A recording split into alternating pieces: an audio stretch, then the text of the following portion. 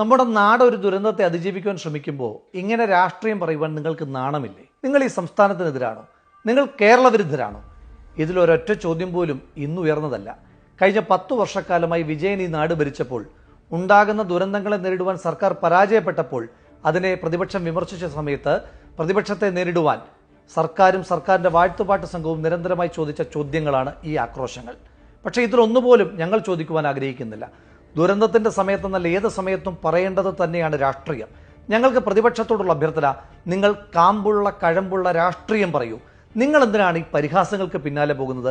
നമ്മുടെ നാട് അടിയന്തരമായി അതിജീവിക്കേണ്ടുന്ന കെടുതി മഴക്കെടുതിയാണോ മാർക്സിസ്റ്റ് കെടുതിയാണോ എന്ന് നമുക്ക് വ്യക്തതയില്ല. മഴയെ നമ്മൾ എന്തായാലും അതിജീവിക്കും. പക്ഷേ ഈ മാർക്സിസ്റ്റ് വിലാപത്തെ നമുക്ക് എന്നാണ് അതിജീവിക്കാൻ കഴിയുമെന്നറിയില്ല. വി.ഡി. സതീശൻ ഹെലികോപ്റ്ററിൽ യാത്ര ചെയ്തു അത്രേ. വി.ഡി. സതീശൻ യാത്ര ചെയ്തത് അദ്ദേഹം വാടകയ്ക്കെടുത്ത ഹെലികോപ്റ്ററിലാണോ? അല്ല.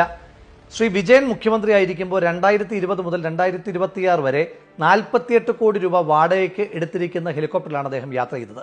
ഈ വർഷം ആ ഹെലികോപ്റ്റർ പറന്നാലും പറന്നില്ലെങ്കിലും നമ്മൾ 8 കോടി രൂപ പൊതുഖജനാവിൽ നിന്ന് വാടക ഇനത്തിൽ കൊടുത്തേ പറ്റൂ. ഒന്ന് ആലോചിക്കണം.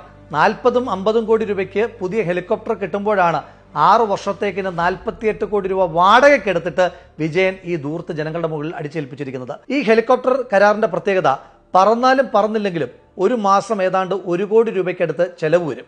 പിന്നീട് അധികമായി പറക്കുന്ന ഓരോ മണിക്കൂറിനും 90,000 രൂപ കൊടുക്കുകയും വേണം.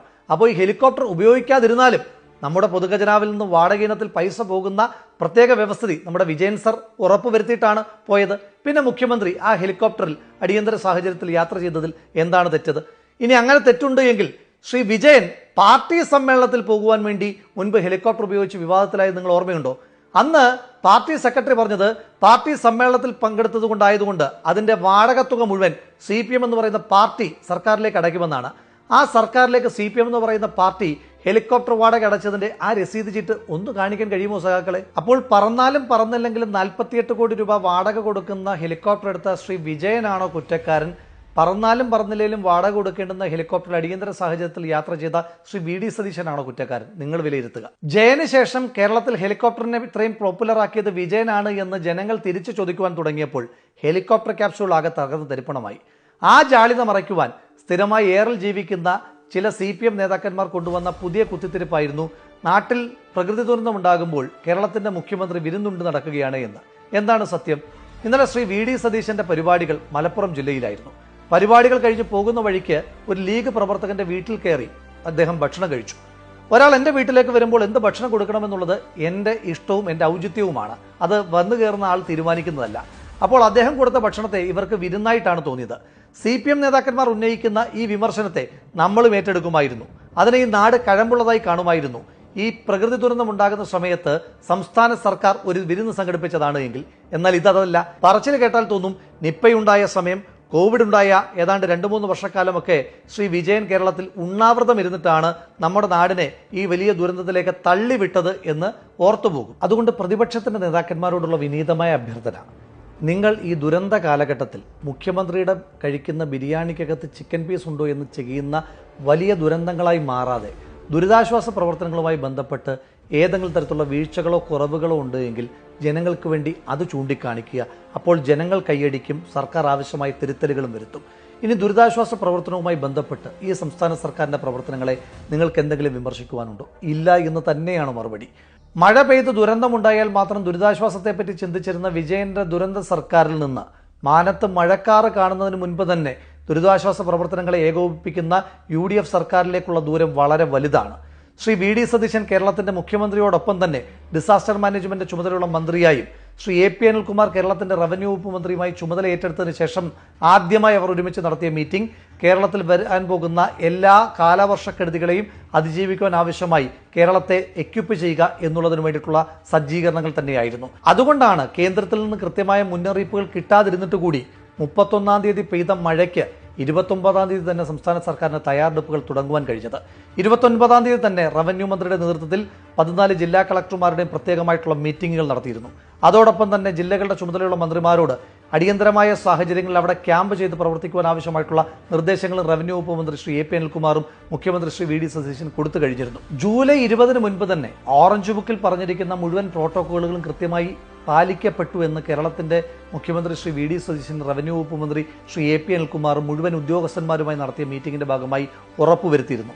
31-ാം തീയതി മഴ പെയ്ത് മഴ ശക്തമാകുന്നതിന് മുൻപ് തന്നെ റവന്യൂ വകുപ്പ് മന്ത്രിയുടെ നേതൃത്വത്തിൽ 14 ജില്ലാ കളക്ടർമാരുമായി അടിയന്തര മീറ്റിംഗ് നടത്തി.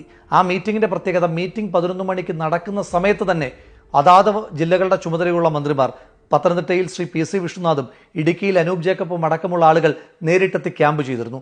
അതോടൊപ്പം തന്നെ ജനപ്രതിനിധികൾ അവർ ഈ ദുരിതാശ്വാസ പ്രവർത്തനങ്ങളുടെ ഏകോപന ചുമതല ഏറ്റെടുത്തിരിക്കുന്നു. ഈ സംസ്ഥാന സർക്കാർ അടിയന്തരമായ സാഹചര്യങ്ങളെ നേരിടുവാൻ വേണ്ടി എല്ലാ ജില്ലാ കളക്ടർമാർക്കും മുൻ സർക്കാരുകളിൽ നിന്ന് വ്യത്യസ്തമായി 3 കോടി രൂപ അനുവദിച്ചു കഴിഞ്ഞിരിക്കുന്നു. അതോടൊപ്പം തന്നെ കേരളത്തിലെ എല്ലാ പഞ്ചായത്തുകളിലും അടിയന്തര ദുരിതാശ്വാസ പ്രവർത്തനങ്ങൾക്ക് ക്യാമ്പ് തുറക്കുവാൻ വേണ്ടിയിട്ട് 1 ലക്ഷം രൂപ അവരുടെ അക്കൗണ്ടിലേക്ക് മാറ്റി. അവിടെ എക്യുപ്മെന്റ്സ് വാങ്ങുവാൻ വേണ്ടിയിട്ടും പഞ്ചായത്തുകൾക്ക് 1 ലക്ഷം രൂപ വീതം അനുവദിച്ചിട്ടുണ്ട്. നമ്മുടെ ക്ലീനിംഗ് പ്രോസസ്സും സംസ്ഥാന സർക്കാർ ആരംഭിച്ചിട്ടുണ്ട്. ഇതിനോടകം തന്നെ വാർഡ് 1-ന് 25,000 മുതൽ 50,000 രൂപ വരെ അനുവദിക്കപ്പെട്ടിട്ടുണ്ട്. അതിൽ കൂടുതൽ ക്ലീനിംഗ് പ്രോസസ്സിന് ആവശ്യമാണ് എങ്കിൽ 1 ലക്ഷം രൂപ വരെ കൊടുക്കുവാൻ ജില്ലാ കളക്ടർമാർക്ക് ഉത്തരവും സംസ്ഥാന സർക്കാർ കൊടുത്തിട്ടുണ്ട്. ഒന്ന് ആലോചിച്ച് നോക്കുക, ഒരു വെള്ളപ്പൊക്കമുണ്ടായി 2ാമത്തെ ദിവസം നമ്മൾ ചർച്ച ചെയ്തുകൊണ്ടിരിക്കുന്നത് ക്ലീനിംഗ് പ്രോസസ്സിലേക്കാണ്. അത്ര പ്രൊവാക്റ്റീവായിട്ടാണ് ഈ സംസ്ഥാന സർക്കാർ പ്രവർത്തിച്ചിരിക്കുന്നത്. 9 NDRFന്റെ ടീം കേരളത്തിൽ സജ്ജീകരിക്കപ്പെട്ടിരിക്കുന്നു ഈ മഴയ്ക്ക് മുൻപ് എന്ന് പറയുമ്പോൾ എത്രമാത്രം പ്രീ ഒക്കുപ്പൈഡ് ആണ് സംസ്ഥാന സർക്കാർ എന്ന് തെളിയിക്കുവാൻ അതിനപ്പുറം എന്തെങ്കിലും ഉദാഹരണം വേണോ? കരസേന, നാവികസേന അടക്കമുള്ള ആളുകളുടെ സേവനം ഈ സംസ്ഥാന സർക്കാർ ഉറപ്പുവരുത്തി. മഴ പെയ്തുകൊണ്ടിരിക്കുമ്പോൾ തന്നെ, മഴ പെയ്തുകൊണ്ട് ശക്തമായിരിക്കുന്ന പ്രദേശങ്ങളിലേക്ക് കേരളത്തിന്റെ സ്വന്തം സ്വകാര്യ നാവികസേനയായ മത്സ്യത്തൊഴിലാളികളെ വിന്യസിക്കുവാനും സംസ്ഥാന സർക്കാരിന് വളരെ വിജയകരമായി തന്നെ കഴിഞ്ഞതുകൊണ്ടാണ് ഈ വലിയ മഴക്കെടുതി ഉണ്ടായിട്ടും അതിന് ആനുപാതികമായിട്ടുള്ള ദുരന്തമുണ്ടാകാതെ നമുക്ക് ഈ നാടിനെ ചേർത്ത് നിർത്തുവാൻ കഴിഞ്ഞത്. ഈ മനുഷ്യരുടെ എല്ലാം അധ്വാനവും ആ അധ്വാനത്തെ എല്ലാം ഏകോപിപ്പിക്കുവാൻ ഇവിടെ കരുത്തുറ്റ ഒരു സർക്കാരുണ്ട് എന്നുള്ള ജനങ്ങളുടെ ആത്മവിശ്വാസവുമാണ്. കഴിഞ്ഞ സർക്കാരിൽ നിന്ന് ഈ സർക്കാരിലേക്ക് എത്തുമ്പോൾ എൻ്റെ നോട്ടത്തിൽ ഏറ്റവും പ്രധാനപ്പെട്ട പോരായ്മ കഴിഞ്ഞ സർക്കാരിൻ്റെ കാലത്തുണ്ടായിരുന്ന PR തള്ള് ഈ സർക്കാരിൻ്റെ കാലത്തിൽ. അതുകൊണ്ട് ജോലി കൃത്യമായി നടക്കുന്നുണ്ട്, ദുരിതാശ്വാസ പ്രവർത്തനങ്ങൾ കൃത്യമായി ഏകോപിപ്പിക്കപ്പെട്ടു പോകുന്നുണ്ട്. ഒരു നാടൊന്നിച്ച് ഒരു ദുരന്തത്തെ അതിജീവിക്കുവാൻ വേണ്ടി ശ്രമിക്കുമ്പോൾ വില കുറഞ്ഞ പരിഹാസങ്ങളും ട്രോളുകളുമായി സോഷ്യൽ മീഡിയയിൽ 10 ലൈക്ക് നേടാം, ഞങ്ങളുടെ തെരഞ്ഞെടുപ്പിൽ തോറ്റതിന് ജാള്യതയൊന്നും മറയ്ക്കാമെന്ന് കരുതുന്ന പ്രതിപക്ഷം മഴയേക്കാൾ, മഴക്കെടുതിയേക്കാൾ ഈ നാട് നേരിടുന്ന ഏറ്റവും വലിയ ദുരന്തമാണ്. അതുകൊണ്ട് മറ്റു ദുരന്തങ്ങളെ, നിപ്പയും പ്രളയവുമൊക്കെ ശീലിച്ച മലയാളിക്ക് ഈ കമ്മ്യൂണിസ്റ്റുകാരുടെ ദുരന്തത്തെയും നേരിടുവാൻ നമുക്ക് കരുത്തുണ്ട് എന്നുള്ള കാര്യത്തിൽ തർക്കമൊന്നുമില്ല. നമ്മുടെ വീട്ടിലേക്ക് വെള്ളം കയറി തുടങ്ങിയാൽ 1 സെക്കൻഡ് പോലും പാഴാക്കാതെ സംസ്ഥാന സർക്കാർ ക്രമീകരിച്ചിരിക്കുന്ന ദുരിതാശ്വാസ ക്യാമ്പുകളിലേക്ക് നമ്മൾ അടിയന്തരമായി മാറേണ്ടതായിട്ടുണ്ട്. 100ഓളം ക്യാമ്പുകളാണ് ഇതിനോടകം സംസ്ഥാന സർക്കാർ ഒരുക്കിയിട്ടുള്ളത്. കൂടുതൽ ക്യാമ്പുകൾ ഓപ്പൺ ചെയ്യുവാൻ പഞ്ചായത്തുകൾക്ക് പണം വകയിരുത്തിയിട്ടുണ്ട്. ഈ ക്യാമ്പുകളിലേക്ക് ആവശ്യമായിട്ടുള്ള ഭക്ഷണവും വസ്ത്ര സാധനങ്ങളും അതുപോലെ തന്നെ മരുന്നുകളുമെല്ലാം സംസ്ഥാന സർക്കാരിൻ്റെ ഭാഗത്തു നിന്ന് എത്തിച്ചിട്ടുണ്ട്. അടിയന്തര ചികിത്സകൾക്ക് ആവശ്യമായിട്ടുള്ള മെഡിക്കൽ സൗകര്യങ്ങൾ സംസ്ഥാന സർക്കാർ എല്ലാ ക്യാമ്പുകൾ കോർഡിനേറ്റ് ചെയ്തും ക്രമീകരിച്ചിട്ടുണ്ട്. അപ്പോൾ ഈ സേവനങ്ങളെല്ലാം നമ്മൾ ലഭ്യമാക്കി. ആവശ്യത്തിലധികം ഡിങ്കി ബോട്ടുകളും സംസ്ഥാന സർക്കാർ ക്രമീകരിച്ചിട്ടുണ്ട്. ജനപ്രതിനിധികളും ഉദ്യോഗസ്ഥരും നാട്ടുകാരും നമ്മളെല്ലാവരും കൂടെ കോർഡിനേറ്റിംഗ് ആയി ഒറ്റ ടീമായിട്ട് നിന്നിട്ട് വേണം നമുക്ക് ഈ ദുരന്തത്തെ നേരിടുവാനായിട്ട്. ഈ സർക്കാരിന്റെ ദുരിതാശ്വാസ പ്രവർത്തനങ്ങളുടെ കൃത്യമായ നിർദ്ദേശങ്ങൾ മുഴുവൻ മനുഷ്യന്മാരും ചെവിക്കൊള്ളണം. നമുക്ക് അമിതാത്മവിശ്വാസം വേണ്ടുന്ന സമയമല്ല. സർക്കാർ പറയുന്ന എല്ലാ നിർദ്ദേശങ്ങളും വെള്ളം മുട്ടോളമല്ലേ എത്തിയുള്ളൂ, ഞാനിതൊക്കെ എത്ര കണ്ടതാണ് എന്ന അമിതാത്മവിശ്വാസമില്ലാതെ സംസ്ഥാന സർക്കാർ ക്യാമ്പുകളിലേക്ക് മാറുവാൻ പറയുമ്പോൾ മാറുവാനുള്ള ഒരു വിവേകമാണ് ഈ സമയത്ത് നമ്മൾ കാണിക്കേണ്ടത്. നമ്മൾ ഒന്നിച്ച് ഒറ്റക്കെട്ടായി ഇറങ്ങി ഈ ദുരന്തത്തെ അതിജീവിക്കുക തന്നെ ചെയ്യും.